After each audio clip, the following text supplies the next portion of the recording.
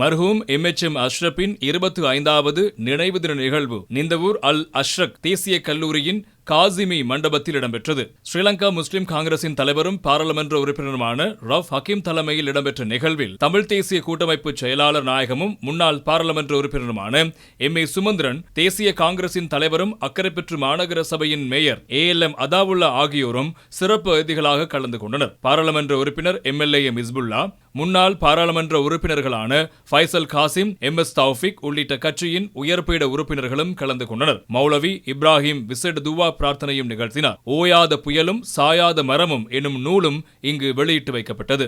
இன்றைக்கு தமிழ் முஸ்லிம் உறவு அந்த இரண்டு சமூகங்களுக்குமே உயிர் வாயு போன்றது, ஆக்சிஜன் போன்றது.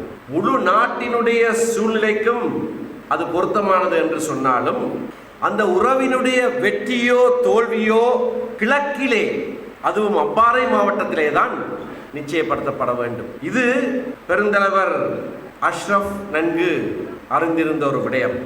தமிழ் பேசுகிற முஸ்லிம் மக்களுக்கு தனியான ஒரு அரசியல் அடையாளத்தை ஏற்படுத்தி கொடுத்தவர் அவர்தான்.